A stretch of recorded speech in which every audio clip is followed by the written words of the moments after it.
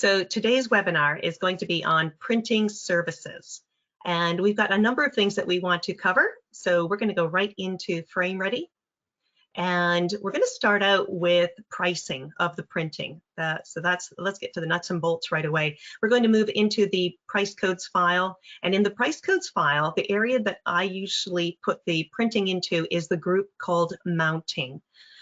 Simply because this is a flat surface, that large area that you're going to cover. I find it works a little bit better than some of the other fields such as extra, which is more of a solid object that you're using, or a service. So the mounting seems to be a better category to put it into. The other thing that I like to do, one of the tips, is to put the PRT in front of it. There is no real word that starts with PRT, and what that does is it makes it very easy for me to say I want to find anything that is one of my printing items, and when I do a search for that, it gives me the entire list of all my printing items that I want to use. And then of course I can click on the underlined word item and sort them out. So just another one of those little tips. If you do want to put the word print in there, the full word print, one thing is that it's going to take up a little bit more space. And the second thing is there may be other things in your database that say print. So you're going to find those items as well. So my suggestion would be, keep it nice and short, something that's you can do a quick search for, because that's also going to help you when we go to the work order and you want to put those items in. So if you are one of the clients that do photo printing, you may want to put the dimensions actually into the name. You'll notice a few items in here that have how it's being priced in the name. I don't recommend that. That's just for us today to take a look at those items. When we are putting those items in and you've got exactly what you want entered into the item field, then you could go down to the description field, although my preference is to leave the description field blank. And that means when you have it on the work order, you can type in whatever the customer has that they're having framed, whatever it is that they're having printed. So leave that one blank. It doesn't necessarily have to have something in it. Again, thickness only if you want to. Cost and dimensions are up to you if you want to put that in, and we will talk about that in a little bit when we get to the pricing.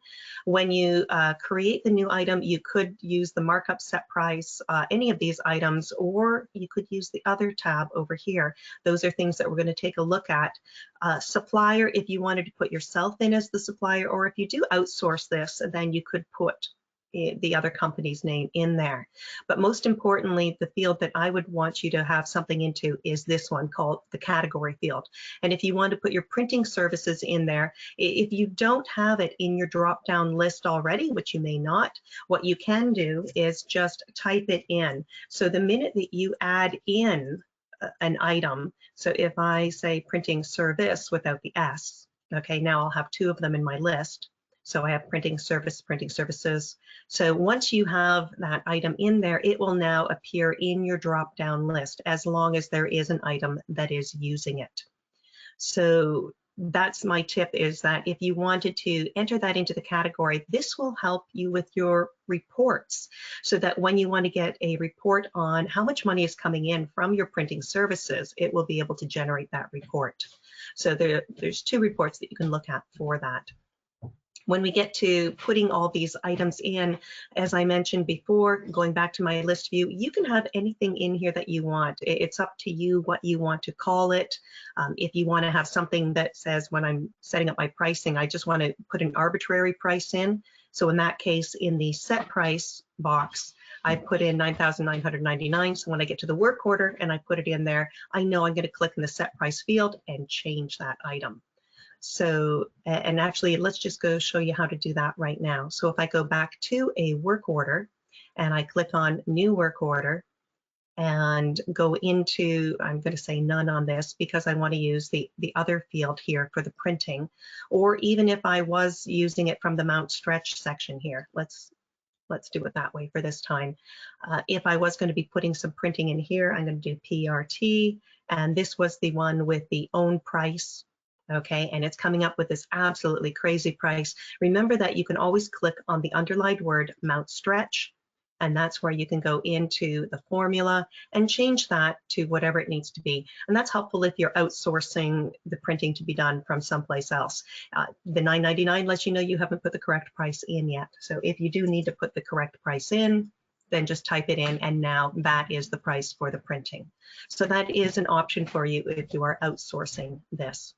So let's go back to our list of printing items. We've got all kinds of different things that you can take a look at. Items that you want to be able to price in here. And I know that sometimes people will look at the scanning, ink, the coating, the substrate that's being used. I mostly have these entered in as the substrate, and then the ink costs and everything else are going to be combined into the pricing of that item when it's being framed or when it's being printed. So let's go down to the different ways that you can use the pricing. So we're going to look at the luster papers. So let me just find those, only those, PRT luster. And it should just find those 3 items. So I was taking a look at these because I've put the cost in as the same amount for each one of them. And when we're pricing items out, you could say that you decided that you wanted to price by the United Inch, but this is where you want to know either by the square foot or by the square inch. What is the cost for this product? And you want to combine that with all those things I mentioned, the ink and the coating and the substrate, and that's all going to be going into the cost box. And when we go over to the right-hand side, that's where you've got those options to select that, yes, I want to price this by United Inch area. However, you may decide that you want to price it out by square foot instead, and that's just a matter of marking the circle for square foot. If you decide that you wanted to price it out by square inch, then you could still have the cost based on the square foot and still say, I want to price it by square inch. Or you could go back here and change the cost and change the dimensions to be square inch. Now, if you don't have these numbers at the top of your screen, you may want to change what's in that list. If it's something that you want to have in your list, you can use the edit value. If it's a one-time entry, just use the other value. But if I did want to change and put in the 4x6 in there, then I would click on Edit List, go up here to the top, click the plus sign so that I can get a new entry. 4 is the number I'm going to type in first. Remember to put the space in. That's really important so that it isn't just everything all jumped together, because there are searches that run by this. Now in this version, you do need to say where is it going to be placed, and I've got 0.1, 0.3 even here, so I'm just going to say 0.02. And then it's going to go after the 0.1. You can renumber these if you want, but this is the numbering sequence of how they will appear in the list. So once I've said done, now the other items are going to be in that list. So if I go back here, there it is. It's resorted itself, and now 4.6 is in there. So if you don't have 1.1 by 1 on there, go ahead and you can put that into your list, and you're going to put your cost in as a 1 by 1, whatever it is for the square inch. But as I said, you don't have to. So if I wanted to compare this pricing to say, how does the pricing affect, or the way that I price affect my printing services, I'm going to go down to the price comparison button on the left-hand side and take a look at these 3 items that are in here. So we've got the United Inch, the square foot, and the square inch. And if you need to, you can click the reset button just to recalculate those prices so they come up. And you can see that there definitely is a difference between them. Now, the square inch and the United Inch don't really have that much of a difference. And I've mentioned this before, but I'll say it again. The United Inch is in favor of the framer, okay, and the square inch is going to have a lower value on the higher sizes, the larger sizes, so that as the sizes go up, the square inch is going to be a little bit less. And the United Inch is a little bit more understanding of the fact that you may need 2 people to handle something. Larger sizes are more difficult to work with. So that's why I usually recommend that you want to use the United Inch rather than the square inch. Now, if you are using the square foot, you can see right away that there is a difference in the smaller sizes, especially because this is pricing out for 1 whole foot. So it doesn't matter if it's a 6 by 6 or an 8 by 8 or a 12 by 12, it's going to be the exact same amount, or 5 by 7, it's going to be the exact same price for all of those smaller sizes. But you can see that there reaches a point where it's pretty close and it's fairly the same. I think it really affects the smaller sizes the most. And if we go back to the square foot and we take a look at this particular item, you can see where it will round down to a half foot, then to full foot, and then 1.5 feet, and then on to 2 feet. So it does go in by half foot. But again, you know, it is a larger amount for those smaller sizes when you decide to price by square foot.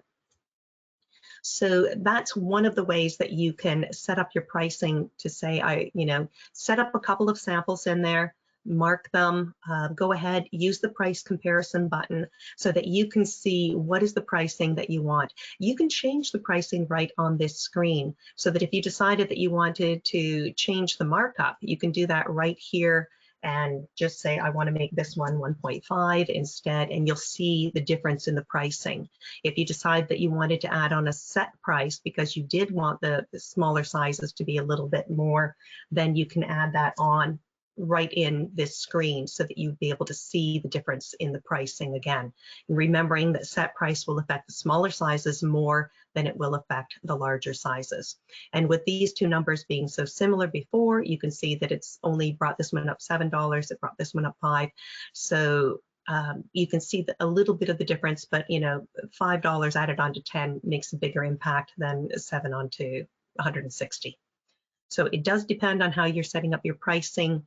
Find out what's going to work best for you, and you can have each of the items priced differently. They don't all have to be priced the same. One of the things that they do recommend in one of the shows or webinars that I watched earlier was that you could add a 20% amount on for waste. And I'm just going to go to that item right now. Let's go take a look at our list view again. I want to find PRT Canvas. That I had watched earlier did have an image on there where it said, how are you going to, and this was back from 2018, how are you going to calculate your costs? And one of the things that they always recommended was that you wanted to have at least 20% waste on there. So on this record, what I've done is whatever the amount was that you decided that you wanted to have as your markup, I'm going to go back to the mounting pricing, I've added on the 20% for the waste. And all that was just adding the asterisks and then 1.2, so that's adding the itself plus 2%. And because I also have this in the set price, I needed to do that in the set price as well, so that it would add both of them in there. So remember that if you're using both of those, you want to add that 20% waste onto both of those items in there.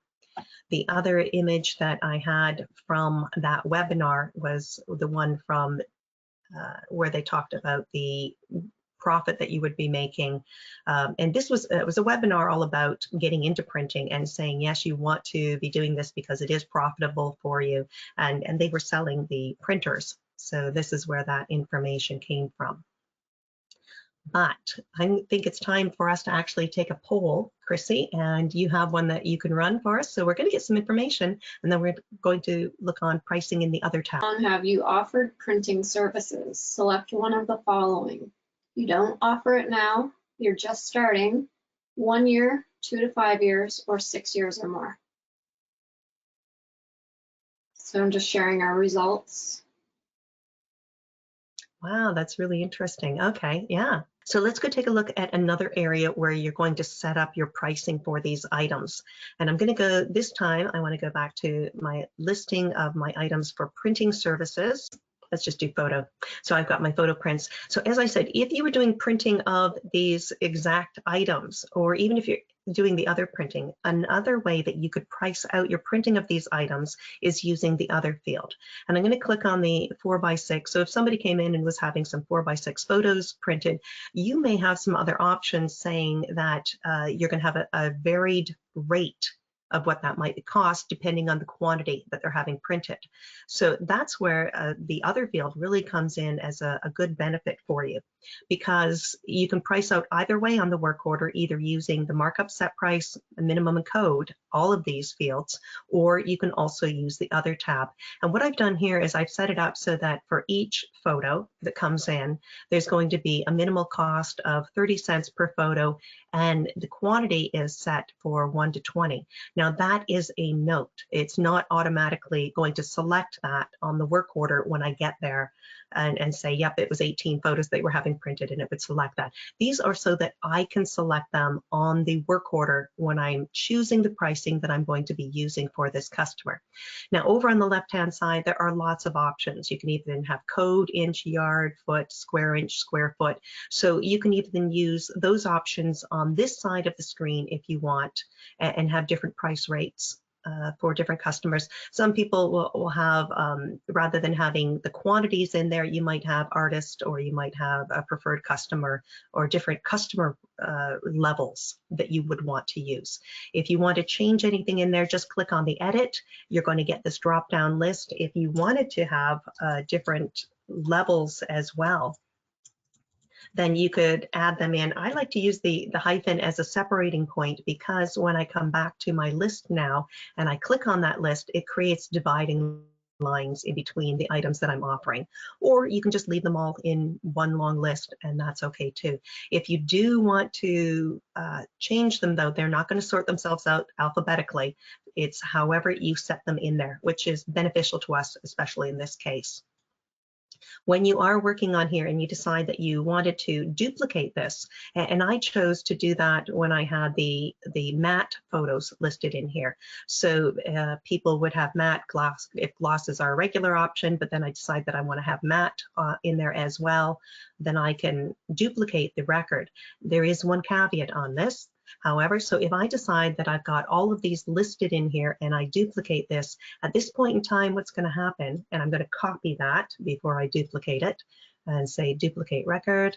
Okay, you'll notice that this becomes blank as well. That section does not duplicate.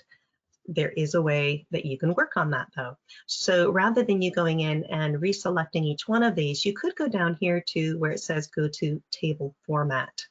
And since this is the matte photo that I'm working with, this is a listing of everything in there, but I could say I just want to find the ones, and because I copied it, oh, it's not pasting. So I'm going to go to PRT 5x7. There we go. And there are the ones that I had before in that list. So now on this screen, what I'm going to do is I'm going to go up here and I'm going to duplicate this record. So I'm going to go up to records. I'm going to say duplicate the record. There it is again. And I'm going to type in matte. Okay. And then I'm going to go up to the next one that I wanted. And I'm going to go make sure that you click in the field before you duplicate the record. Otherwise, it's just going to keep duplicating the same one over and over again. And I'll keep typing in matte each time. And you'll notice that it isn't putting in the price, unfortunately. So that is a drawback. You could drag it down. I like the drag and drop feature on here, and that's going to help you add those items into your list. Then I've got 2 of them in there, and when I'm finished them all, I can click done, and you'll see that they are now in the list. So that was achieved by using the go to table format button, where if you wanted to copy out a previous list, duplicate it, and then have it appear in this record as well. So that's one of the items, duplicating record, changing the item to match, yeah, matte or gloss. The other thing is that if I decided to change this name and decided that I wanted to call it with an extra E, it doesn't matter what I do. If I click on that, are you sure you want to change this item number? I'm going to say yes, but it's broken the link to the table, because now when I go back here and do a find for the print matte, PRT photo 5x7, you're going to see that matte without the extra E is the one that's in the table. If I add the extra E on here, it will link them back up again. Or if I go back here and I say, oops, I really don't want that extra E on there. Are you sure you want to change this? Yes, and they all come right back. So it's a matter of making sure that connection is not broken when you're creating those items. Yeah. The other option that you have for pricing is that you could use a code table. And if you do create a code table, that's going to be in the code tables file over here on the left-hand side.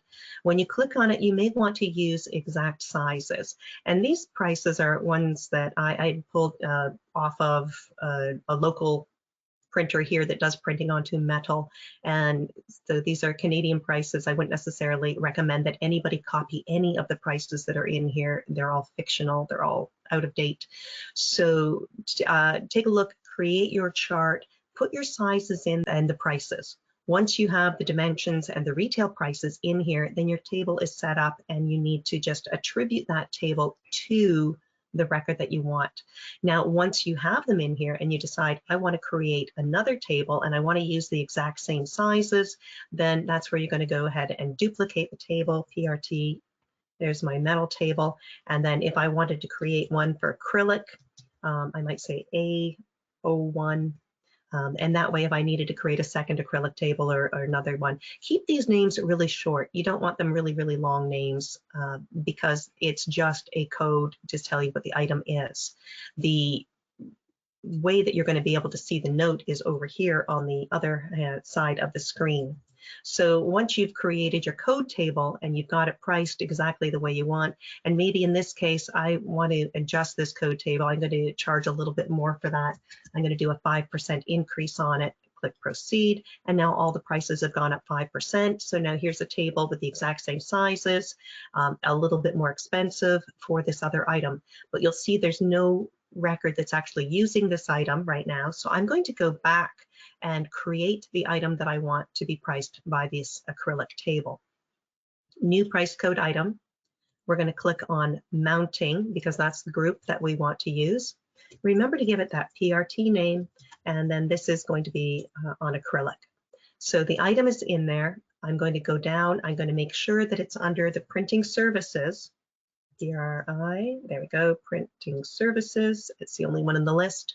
If I wanted to put my cost in of what it's costing based on any of the dimensions that I have in here, you can do that.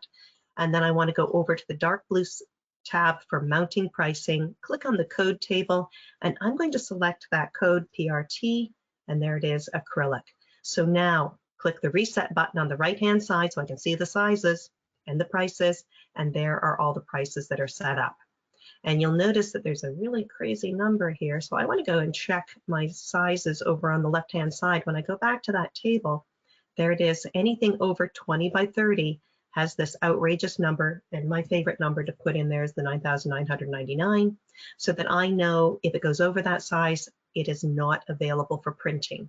And maybe that's something that does need to be outsourced, or you need to look at them and see if they want to crop it or do something else. So that's why you'll see that the items, the prices stop at that point, because after that size, they won't be available. So now let's go ahead, and we've got another poll that we're going to do. Chrissy, if you want to bring that up, then we're going to go to the work order and start putting this onto the order. Sounds good. I'm just going to launch the poll. What type of photo services do you offer? Photo prints, print on paper, print on canvas, print on metal or acrylic, photo restoration. We do have a question, Carol. I think you're going to be covering it in the next area that we're talking about, but I'll ask anyways. Sure. We use the other field on work order and use glazing versus mounting. Should we consider moving to mounting? That's a good question. The glazing field and the mounting field are exactly the same in layout, so that all the things that you're looking for are exactly the same here.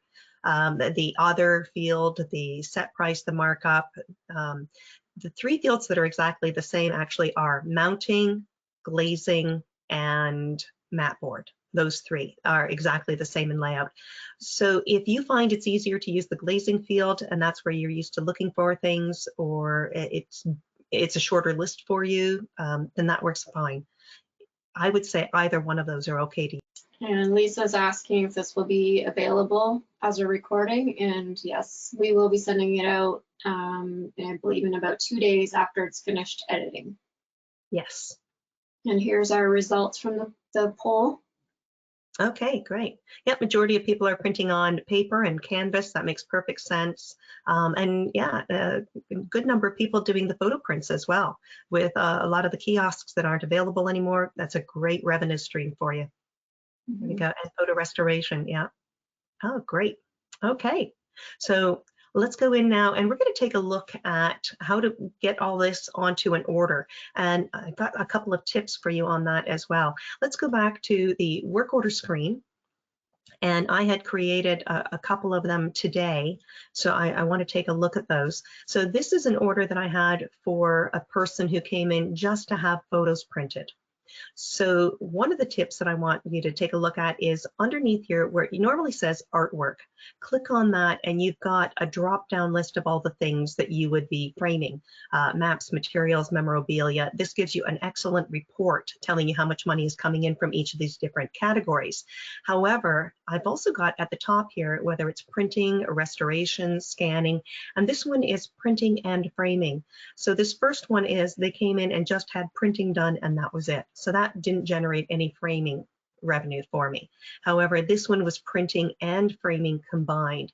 So I've got them separated out so that I can find out, you know, how much is coming in from just framing, just printing, or the combination of the two together. So that's one of the first areas that I would want you to take a look at and see if you want to change that. Because now if I go to the second order, you can see that this was printing and framing. Now, if this is just printing that they're having done, they're having some photos done, I really don't need to enter in all of the information that's on here. And you can delete the items that come up. If you have defaults that are coming up, just use the teal colored boxes to, we'll just throw something in there. Just use those teal colored boxes to skip on down the row and delete the items. But this is where I would enter the framing, this is where I would enter the printing in, and that is the other field down at the bottom of the screen. And this, clicking on the underlined word will take you to a new screen. And on here is where I can enter in those items. So I would click on the Add Item button. And in here, I can type in, and if I just type in the PRT, and that's all I need, it's going to give me my complete list of all the printing options that I have available.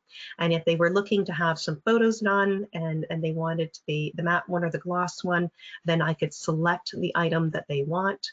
And I could put in the size here, 5x7, that we're going to be printing. And then the quantity is up here at the very top of the screen. So if they're only having one done, I'll leave it as one, but if they are having 5 or 8 or some other number, I would select that. There won't be any price entered in here because I didn't set up anything with a set price, minimum price, or code table. I've only used the other tab in the price codes file, and that's where this pricing is coming from. So if this is 1 to 20, then I'm going to click on 1 to 20, and that's the price. If they were having 25 of them done, then I would click on the other item that's listed in there.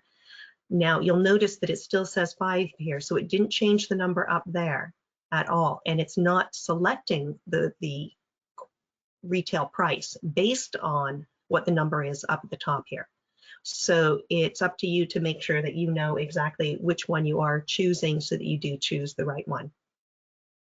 Okay, the other thing that you can do, as I said, is leaving that description field blank. So if this is a vacation that they had, then you might want to just put whatever it is. These are vacation photos, these are home photos, these are portrait photos, so that when you are looking for these photos later, you know, yes, I've got the correct photo here that's going to be printed, all 5 of these. And this is just a general heading for those items. When I click done, then you'll see that that item, the 5x7s, have been added in here. These are 5x7 photos. You don't necessarily need to have the size in there. It's not going to affect the price at all. So that if I did go back and click on the edit button and I was to take out the sizes and not bother to put them in there, you'll see that it hasn't affected the retail price at all. It's still going to be 5 for 50 cents, $2.50, done. So that might save you a little bit of time when you're setting that up. Now, the other option is that you might have something that you're framing for somebody, or sorry, they're coming in and having some printing done that isn't the 4x6. Maybe they're having something printed on canvas. And I put these two in here just to be able to check the pricing on them to see how the prices changed when I was using my markup and set price and using the square foot. And what I found was that they seem to be relatively similar in price at one point, and then as you get to the larger sizes, there really is a price difference on them. But let's go into one of these and just click on that just to edit, to say this is what we would do. We would select the print canvas coded, and actually it's going to generate all the prices. I just wanted to show you that if you go to a different size, if we were to go to 36 by 36, a larger size, and we'll say done.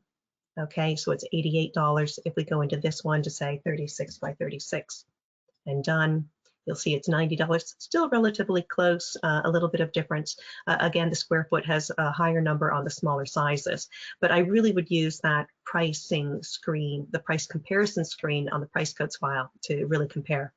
So let's add in another photo that somebody wants to have printed. So I'm going to click on Add Item. They don't need it framed. All they want to do is have the printing done. And I'm going to select what they want to have it printed onto. We'll pick one of these in here. And this is where you definitely do want to put the size in, because once I put the size in here, to say whatever the size is that they're going to have printed, that's when it's going to calculate out the retail pricing for me. And you'll notice I did have this one set up for pricing with a square inch unit of measure. I'm not using the other tab in the price codes file. So it'll automatically calculate the price for me. Again, this is where I would put something in there that this is a photo with pillars in it. Over here in the note field, this is where I would use this if there was a description that I wanted to type in, or if I wanted to say that this was an image number 45 on a, there we go, USB drive. That's where the image is. So the framer or the person who's handling the photography knows exactly what drive they're looking for, where it is, where to locate it. Also, if you had a digital image and you wanted to drag that and drop it into that box, you can do that. So if you have it on the Kensington, you plugged it in, go ahead and drag it over, because this is going to print out for you as well. It's nice though if there are smaller images, because you don't want too many large images in here. You can just take a screenshot of it and pop it in. And that would be another way to do that.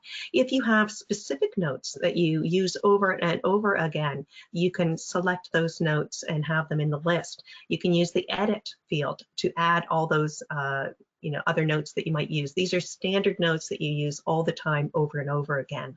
Now, I know we talked about this once on another one, whether or not you could add those into the list here. And I don't think it, yeah, it does. Okay, there we go. So I could say with a 1-inch border. There we go. So we can combine the notes in there. When I click done, we've got all of those items listed on here. Now I have decided that on this, I would post these lines separately. That box wasn't checked before. I like that idea because we've got all of these listed as printing services. So when it goes on to the invoice, it's going to list each one of these items separately. So they know that they've got 4 camping pictures, 5 vacation pictures, 1 of the pillar, and 2 of whatever the other items were that you were going to have on the invoice. When you're finished entering the items in, click the done button.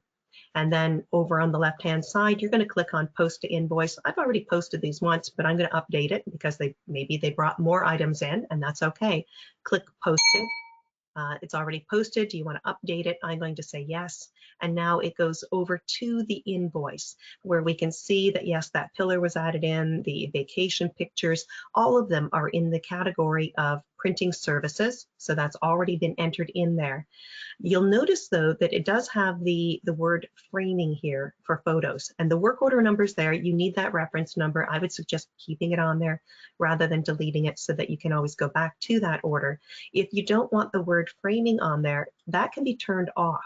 There's an option where you can change what that is in the main menu, and we'll go take a look at that right now so that you know how to stop that from appearing on there. If you want it to be just the word photos, in that case, that's all it would be. is it would just say whatever you've typed into the field, and that's all it would say. When I click done, the reason why I want to keep that work order number there is because I can just quickly click on the go button to go right back to this order and see it. So when I click go, we go to this one work order, and that's the only work order that we're looking at right now. When I go back to the main menu, on the main menu, this is where we can change that setting. So if I go into the top right-hand corner where it says options, I'm going to go down to more options, and right in the middle here, this is where the word framing is, with that the semicolon and then a space, so that will be inserted as a prefix before whatever you've typed into the description field. If you decide you don't want it in there, simply delete everything that's in that box and take it out. If you want to do a combination of, something else in there, whatever you decide to type, that is what is going to be on the printed work order, okay? So if it's just one thing or the other, and that would give you possibly the option to remove part of it.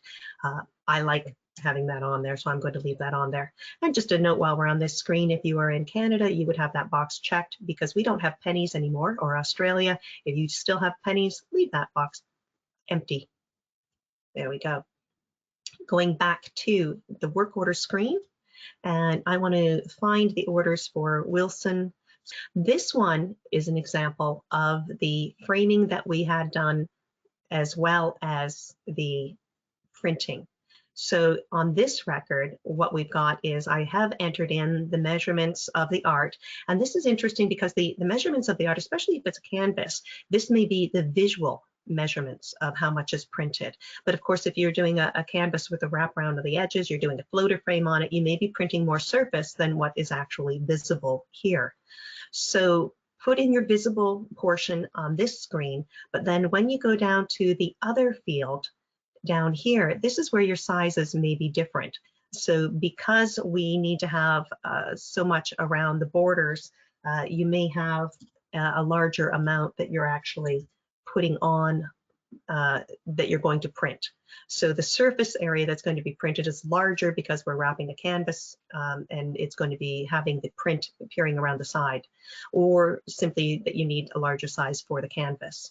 And again, if you have two options, it's going to use the option that's in this section first, but if you decide to change your mind and want to go with the other option of pricing it out by a different method, you have that anything that's in the other box. If you do have both options listed, it's going to go with whatever you have on the left-hand side first, okay? And that's in the regular markup, set price, code table. That's your first option always for your printing services. Okay. Another great benefit on using this screen is that if you do click on Add New Item, and we have selected, let's do PRT, we'll pick any of the other items in here. I'm going to click Canvas. There we go. And then if you put in your dimensions, I'll just put something in there to start with. If you have another print that they want to have printed and it's the same size, there is the button over on the right-hand side saying another item with the same size, okay? Or if it's not the same size, just use the button that says another item. Okay, I'm going to click cancel on that because this is printing and framing of this one particular item. I still have selected that I do want to have this printed separately, so it's going to print separately onto the invoice.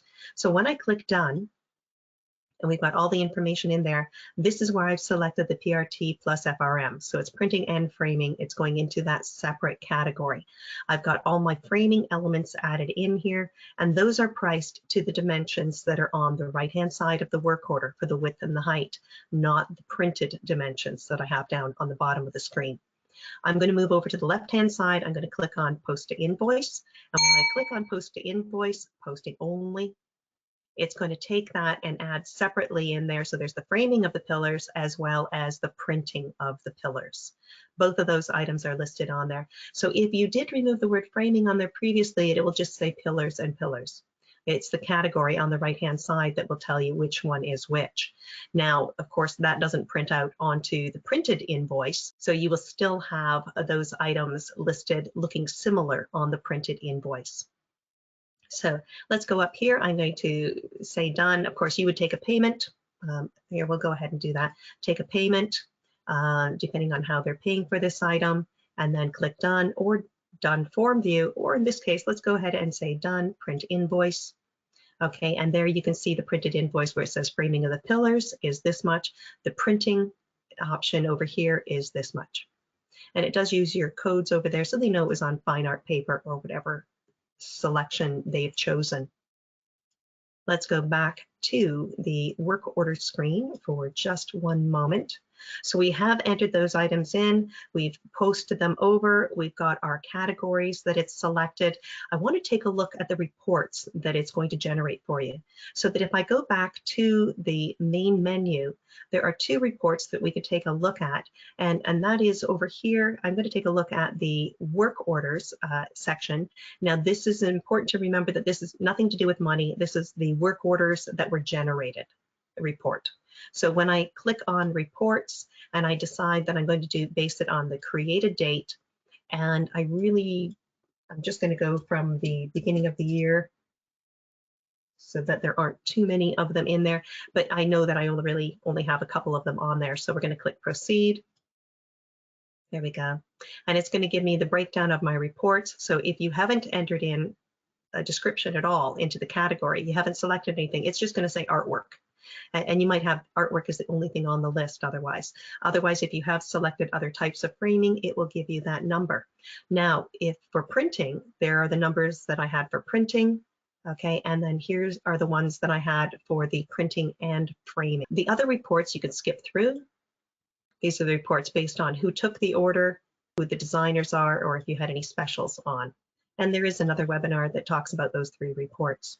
The other report that you can take a look at is over here in sales reports. And if we were to go to the one for invoice category, and those are the categories that appear on the invoice screen. So I'm going to click on that and say invoice date, anything from today. So we'll just put that date in. And we could say just for one category, but if you leave it blank, it finds all the categories. So let's go ahead and do that. We'll say proceed without page breaks so that each category is listed all together here. So here's where I can see from my printing services, there were 13 of them in total. There's the total number at the top. And then I have my list of numbers down here at the bottom. Work orders that had printing on them, or just work orders even, they'll be listed down here. There's the photos, there's the pillars down there. So it gives me the separation of the printing services and the work order. So for the framing.